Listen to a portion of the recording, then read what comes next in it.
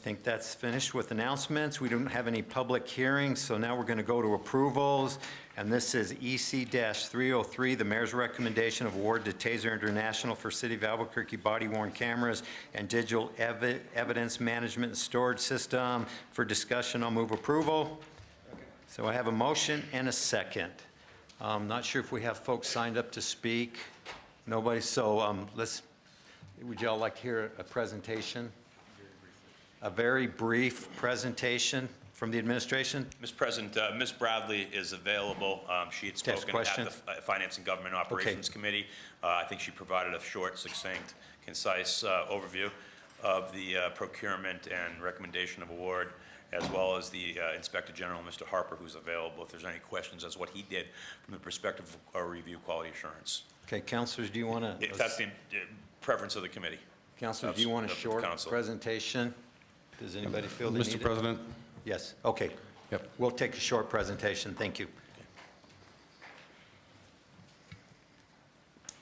Mr. President and members of the council, I just want to give you a brief background about this solicitation. It was issued, thank you, sorry about that. It was issued on June 24th of 2016, and it closed on August 8th of 2016. And during this time period, approximately 500 vendors across the country were able to see this solicitation because it was posted on our e-bidding system, SciCommNet. We received 9 proposals for this particular solicitation, 5 of which were deemed non-responsive, and 4 which went on to be evaluated by an ad hoc committee, an evaluation committee that was representative of city and non-city representatives. It was a very a comprehensive solicitation committee in terms of its representation. 2 of the companies were shortlisted, and at the end of the day, the evaluation committee recommended Taser International. During this time period in the evaluation process, there was substantial field testing that went on with the equipment from both companies, Utility and Taser. They brought forth their equipment. It was tested by a wide array of field officers and tactical field officers. The testing occurred in a reality-based training type of situation. We had actors that were hired to provide real simulated situations, and as a result of this testing and everything that went forward, we made the recommendation, and a very thorough investigation or assessment of the solicitation was conducted by the Inspector General here at the city, and his conclusion was that the assessment of the RFP and selection process, as he stated, quote, notwithstanding some opportunities for improvement, his assessment was that the solicitation was fair and followed city purchasing ordinance and other appropriate requirements.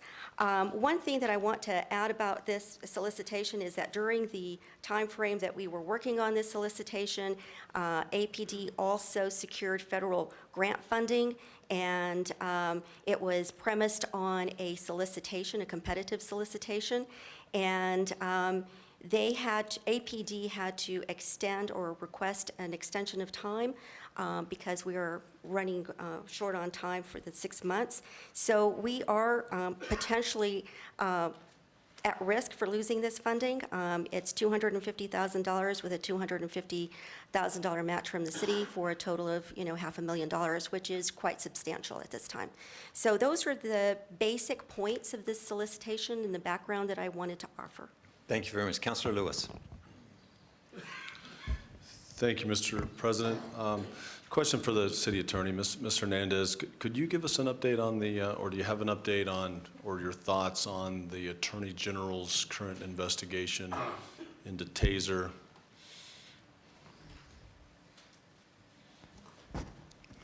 Mr. Vice President and Councilor Lewis, based on the public statements that the Attorney General's office has made, we don't know the exact scope or the exact timing of that investigation. We do know that they were initially looking into what former Chief Ray Schultz role may have been in that procurement. We do not know if any additional aspects of the procurement are also being investigated. What we have talked about at the Finance and Government Committee meeting when this bill was being considered was that the procurement in this situation has been as thorough as it could have been to try to determine who the appropriate company is to purchase these cameras that we need, and that right now we don't have any information from the Attorney General's investigation that would cause us to not move forward with that procurement. But we don't have any specifics. We did discuss at the FIGO meeting that if in the future some new information came to light that we do not have right now, that we could reevaluate that information at that point and decide if that meant that the city needed to take any new steps. And there would be the possibility under our contract that we could make a change in the future if we needed to. But we just don't have any information right now that would lead us to go in a different direction because of that investigation. Have we reached out to the Attorney General just on his timeline or when they believe that they might wrap up that investigation? Give us some conclusions on it. Councilor Lewis, I have not discussed that with the Attorney General's office, and I don't have any information beyond what they've said publicly. Okay. And I think the last time we had this discussion, a part of, when we knew this was being initiated, I mean, a part of the, these were requests by the council that sent these, sent these requests along certainly to our Inspector General and also to the Attorney General.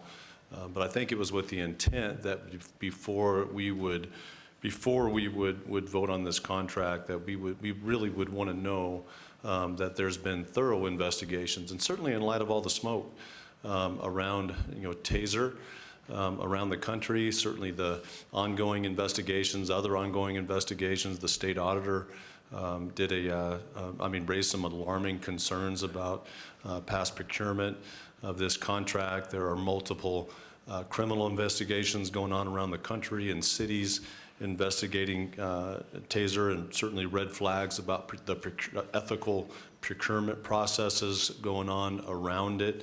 And I just think it'd be wise that we at the very least, get the conclusion and get a completed investigation from the Attorney General, specifically looking at the red flags and the concerns that were raised regarding this relationship with Taser. Before we would move forward. I've never been more hesitant, more concerned, more just cautious about any contract that's been given to us by the administration. And frankly, I'm a little surprised that this contract would come before us right now in light of all the smoke, all the red flags surrounding this company. Mr. President, if I could respond to Councilor Lewis. Yes, sir. And I appreciate the comments. Perhaps there's a couple of things, Councilor Lewis, I can comment on to allay your concerns. First, there's a termination for convenience provision that was put into this contract, which means that we can terminate the contract basically at the convenience and determination unilaterally by the city if things were to come to light. Secondly, I think you're mindful of the DOJ requirements that require all APD officers to have lapel cameras.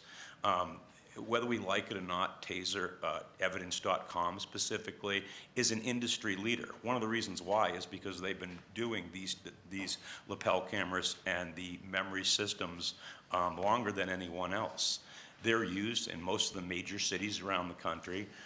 There certainly has been some criticism as it relates to procurement or involvement and things like that, but I don't think I've ever seen anything where they have been basically wrongfully convicted or otherwise found civilly liable for any of their practices as it relates to evidence.com. So we're in that situation, and if we were to not implement this particular program with lapel cameras, we would probably be in violation of the DOJ recommendation that has been required the use of lapel cameras. And when we invited DOJ in, you may remember that was with the understanding that we would do what they asked us to do. And so we think we've thoroughly vetted this particular case. the procurement related to it. There's a quality assurance piece where the Inspector General has interviewed, I believe, 40 different folks that were involved in the procurement. They've reviewed a variety of different documents related to the procurement. There is a termination for convenience piece, and we're in the process where we need new equipment. The platform we have is insufficient. This is a new generation that allows better computerization, automation of the memory systems for 500,000 calls for service a year. And it's the underpinning of a reform effort. So it's a little bit more complex than just throwing stones at Taser. Councilor Lewis, any response? Councilor Sanchez is next. Mr. President, yeah, certainly complex, not throwing stones. I think pointing out what's very clear and obvious, and, that this is a company that's been, surrounded by a lot of controversy and serious allegations, serious red flags. So I think that at this point, just calling it throwing stones is, I would call it being diligent and making sure that this council makes the kind of decision that's best for this city and is ensuring that that the right process has been followed. Great. Councilor Sanchez. Thank you, Mr. Vice President. I have a question for the Inspector General. At the Finance meeting, I had asked the question, did he reach out to the Attorney General's office to get their opinion and where this case was at with the AG's office? Mr. Vice President, Councilor Sanchez, councilors, thank you for the question, and I did. I reached out to the Attorney General's office, Deputy Attorney General Sharon Pino, got back to me by email. She explained to me that the reports in the media that they have expanded their scope in their investigation and that it may be nearing a completion. She says that's basically not from them, that the last interaction with the media from their office was under the previous Attorney General, and that she said it's their policy, of course, not to provide any details of their ongoing investigation. They couldn't give a timeline, the scope of it, and who it was focused on. My belief was, from what I understood, and again, I wasn't here during the initiation of that investigation, was that it was more on Chief Schultz and not Taser. But she wouldn't even provide any clarification on that. So unfortunately, that's where we are right now. But that case is still being investigated by the AG's office, correct? That's my understanding. Thank you. I have one more question. If Lawrence L. Davis, the acting city auditor, is here this evening? And I'm looking at this inter-office memorandum, and under the information for consideration, you have under paragraph 1, APD's subject matter expert, SME, was heavily involved with the current RFP and had a previous conflict of interest with Taser regarding the APD's prior body-worn contract process with Taser. The conflict of interest arose because SME accepted multiple gratitudes, including airfare, food, beverage, and entertainment from Taser. Would that create a problem because of their conflict of interest with some of the gratuities that they received, being that they were heavily involved in the process of this RFP? Mr. Vice President, Councilor Sanchez, although this information does not necessarily impair the objectivity of the SME or the department, it gives the appearance of a bias to Taser. And if the individual, the SME, did have a bias, it gave him accessibility to the process of the procurement. And then I have one last question for the city attorney. I know when we went out for bid regarding the issue of tampering with evidence with the cameras, that the company that was awarded that contract initially, I think, was E.D. Bailey. And then basically you made some statements here to the council that because of the investigation with the AG's office that was currently going on, you thought it was in the best interest that Elijah would be the company that would be doing the work and not the previous company that had won the contract. Is that correct? Mr. Vice President and Councilor Sanchez, you are correct that originally I. Bailey started that investigation, and then it came to light after they had started their work, that the state auditor had put certain restrictions on Eide Bailey's ability to do different types of work in New Mexico. And we thought that under those circumstances, and particularly because Elijah had also been involved in our selection process from the beginning and gone through all of the same vetting and had been found to be equally qualified to perform the investigation, in consultation with the Inspector General and the Office of Internal Audit and Mr. Harness at the CPOA, we decided, and I ultimately decided that it was best to switch firms to Elijah because they had gone through all of that same vetting and could perform the work just as well. And one last comment, I do want to thank the purchasing department because I truly believe that they did their due diligence in trying to make sure that everything was done appropriately. I still just have reservations because of the issues that are going on currently with the Attorney General's office that I'm going to have a difficult time supporting this, this issue for that one reason and that reason only. Councilor Harris. Thank you, Mr. Vice President. You know, I have the same reservations, and I would wish this were a situation like we had with that investigation into whether or not these things were tampered with, I guess, the videos, the lapel cameras, because there we had two equally competent, almost exactly equally competent contractors, so we could not have one or not use one and then go to the other. What I learned at the Finance Committee, and perhaps I should have Ms. Yar or someone else talk about, is that these weren't equal, is that the police officers had no idea, you know, there was a totally blind comparison. And the police officers who are going to use this equipment really preferred one over the other. And there's a lot of issues regarding reliability. And when it comes to police officer safety, I'm just really concerned that we have to have the best equipment for them. And also for the public, because we want these cameras to work, because we've had a couple situations where there's been questions. We've had some tragic outcomes, and the video hasn't been available, and that draws in, that harms the police, that harms the reputation of the police, that harms the reputation of the city, and ultimately it can harm the police officers in their own careers and their own safety. So for all those reasons, I think because when they recalibrated the scoring, Taser's lead just jumped up a lot, is how I understand it. So perhaps who would be a good person to talk about the difference in the comparison and why Taser scored so much higher than the second best? Maybe purchasing jobs. And Mr. President, Peter Ames is here, and Mr. Leach, who are also involved in the technical aspects of the evaluation.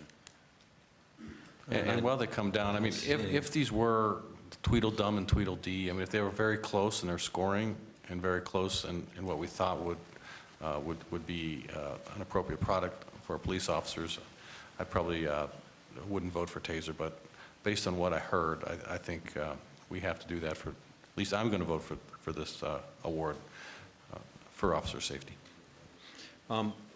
Councilors, I don't know if we have anybody to speak on it right now, but let's hold that and go to Councilor Davis and Councilor Lewis. Thank you, Mr. President. We'll let them get that together. I think following that same question, Councilor Harris, I think that's what I learned at FGO as well, both in terms of comment and leading to a question. No one's been more, several of us have been critical. I think we've all asked the right questions about the process leading up here.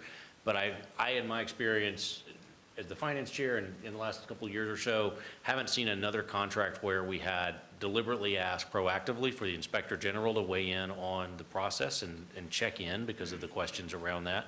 And the internal auditor looked at specific questions that had been raised. And I think I came to conclude, and as our conversations, I mean, we have to understand that this is not a contract about who can build a building for us. There are a limited number of vendors in the country who can do this work, and Councilor Harris, you're right. Getting our video cameras working matters. And what we learned that ultimately around the country there are two vendors that are doing this work for police departments of our size and of our sort of complexity of work. And ultimately the committee who did the work testified to us at committee that when Taser and the utility, which was the other final applicant, showed up, there was one day of testing where one of the camera one of the bidders just wasn't ready to go. And then there were real concerns, maybe not on the street perhaps, but from tactical officers because of the way some of the cameras fit only in a vest, for instance. And if you had to be a tactical officer and lay down, or you were undercover officer or plainclothes detectives, there wasn't a strategy to use that in a reliable way every time. And it did raise questions about reliability, dropping it on the ground. I think one of them didn't work one time. So I think ultimately when we got to the piece that mattered, purchasing and everyone involved in this process went the extraordinary step of not just looking at these products on paper, but of doing field tests with actual officers. And that became a real defining moment for this contract. And so I think, which is where Councilor Harris was getting now, Ms. Yara, I know from our office, was a part of that and can speak to some of those differences, but I wanted to simply get to the fact that, and Ms. Hernandez, if you can clarify for me, maybe this is sort of extraordinary in the level of scrutiny and time that we've put into this product, or into this RFP, because of the public questions that have been raised, and all of the folks in this particular process. No matter what happens with the previous contract or any questions that I share about sort of the way in which this company may have tried to influence contracts in other places, I can't recall. Is there any other contract that you can recall in your service that we've done this much outside examination on, independent examination on, and has anybody raised a specific flag here that would cause us to deny this based on any procedural violation of our purchasing code?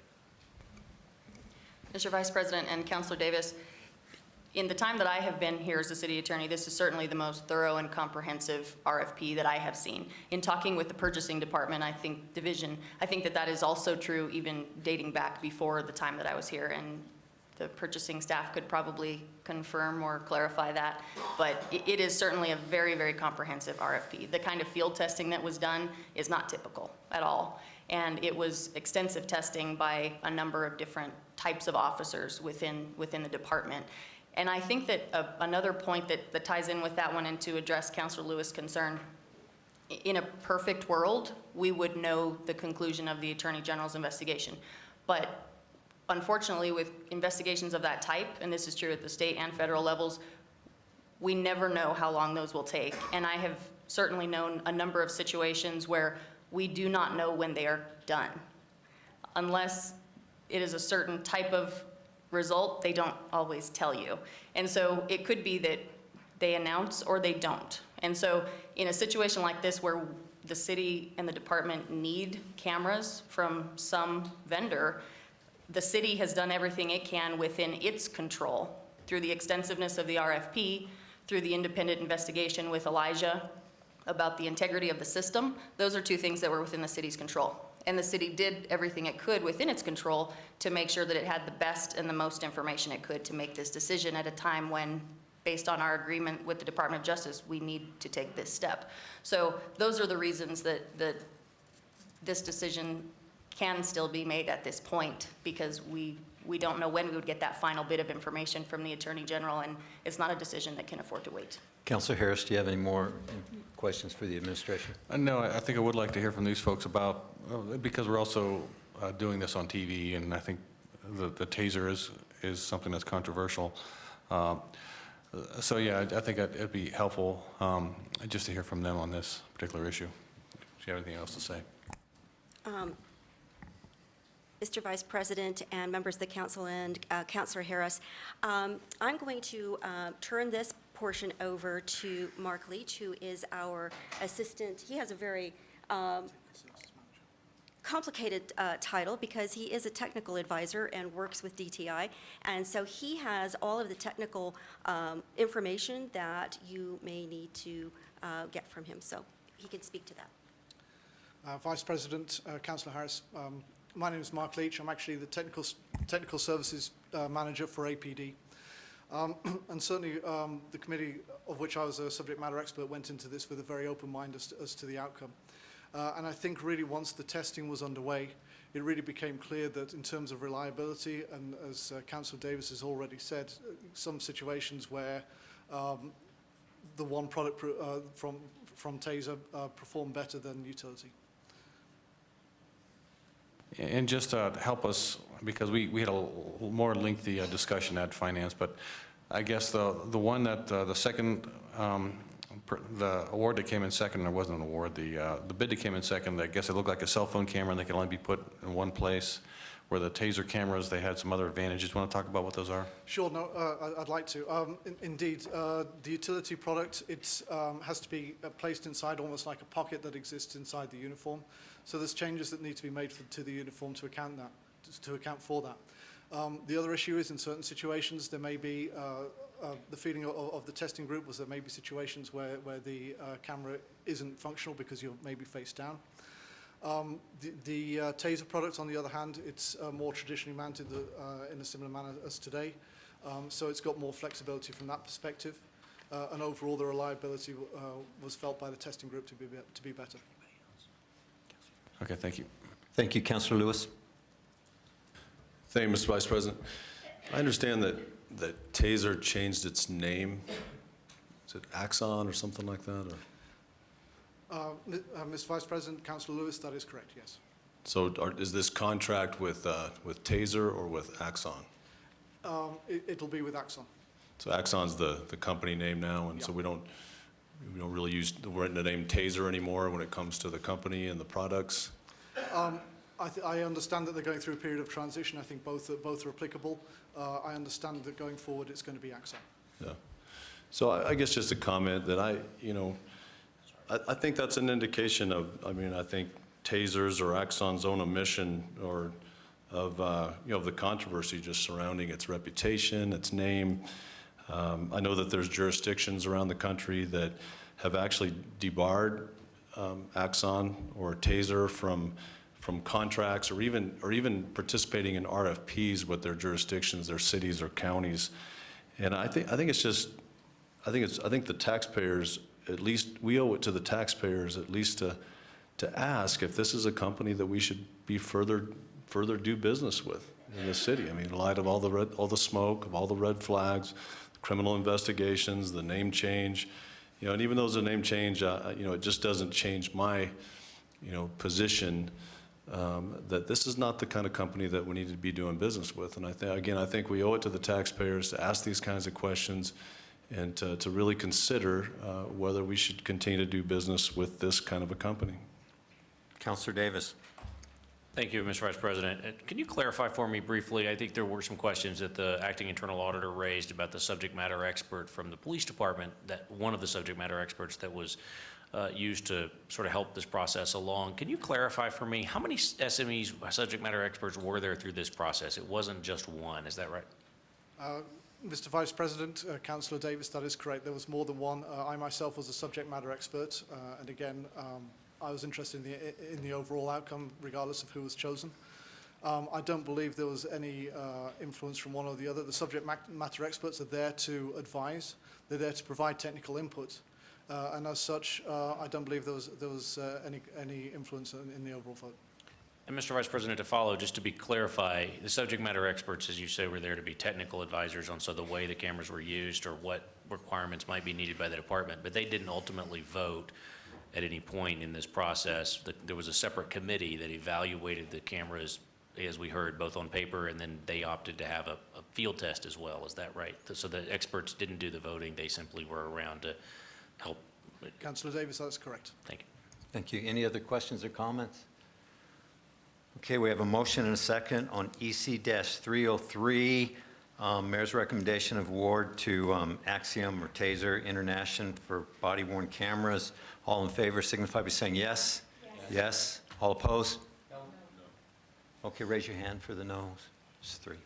Okay, that passes. Thank you.